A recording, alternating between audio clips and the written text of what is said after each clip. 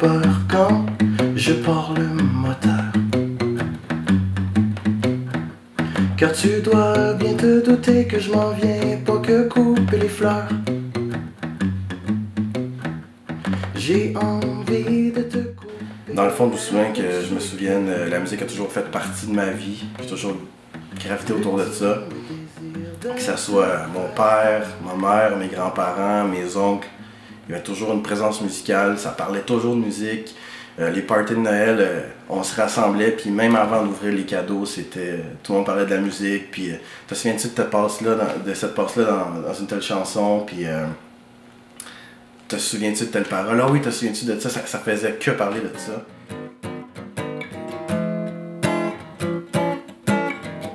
Dans le fond, ça c'est ma première guitare que je me suis procurée à 15-16 ans, fin du secondaire. Je sais pas le nombre de guitares que je me suis fabriqué en MDF, en plywood ou en carton, juste pour avoir le feeling d'avoir un instrument. J'en voulais un, puis j'ai regardé ça une guitare, puis je me disais, ah, ça a l'air compliqué, 6 cordes. Fait que là, je me suis dit, ben, je vais m'acheter une bass, ça va être moins compliqué de jouer sur 4 cordes. Puis je me souviens d'avoir été au magasin de musique avec mon père, puis on regarde les prix, tout ça, puis de voir une bass à 700-800$, puis de me dire que dans ce temps-là, j'avais pas le budget pour investir là-dedans.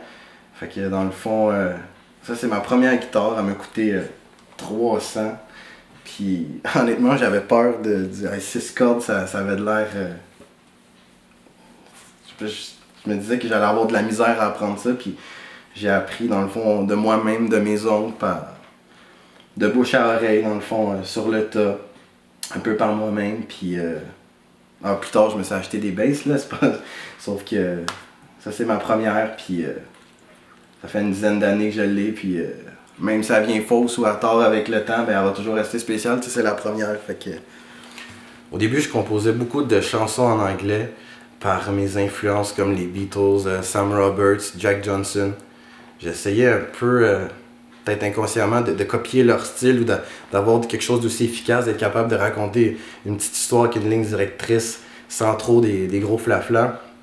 Jusqu'à temps que je découvre dans le fond Carquois, par la suite Louis-Jean Cormier, puis tout récemment Patrice Michaud, qui était capable de parler des choses, de la vie avec un angle différent, pas de quétaine puis de rose bonbon dans le fond, d'utiliser certains mots, soit empruntés à des histoires ou de la mythologie, peu importe, mais avoir un angle différent de certains autres artistes qu'on entend pour raconter quelque chose de simple de la vie. En fait, je trouve qu'on voit beaucoup d'artistes qui émergent, qui sont vraiment faits tous dans le même moule, puis on dirait qu'il y en a qui essaient de copier le style de d'autres, puis c'est comme un peu du réchauffé du mécan au faux micro. Mais je pense que qu'est-ce qui est important, c'est de faire ce qu'on aime, de faire le style de musique qu'on aime, puis de ne pas essayer d'emprunter le style de quelqu'un. Oui, on peut avoir des influences qui nous amènent à faire ce qu'on fait, mais je pense que c'est important de garder son style. Puis le mieux ou le pire ou le mieux qui peut arriver, c'est qu'on se démarque parce qu'on a un style qui est un peu différent. Puis je pense que c'est important, pas nécessairement d'avoir toujours un gros message à passer, que ça... Il y en a beaucoup que c'est politique, ou ils ont des textes beaucoup engagés.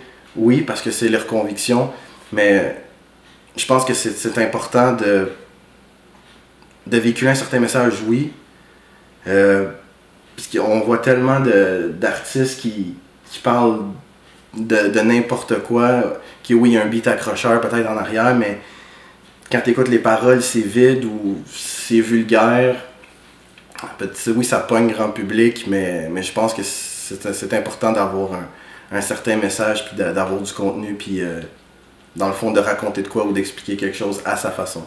Ton style musical peut pas toujours plaire à tout le monde. C'est sûr que qu'est-ce que je peux trouver dommage face à ça, c'est des gens, oui, par leur notoriété, ont des pouvoirs de critique, ça soit dans des journaux, à la télévision, mais c'est pas tout le monde qui va aimer ton style. Puis toi, en tant qu'individu, c'est pas tous les styles que t'aimes.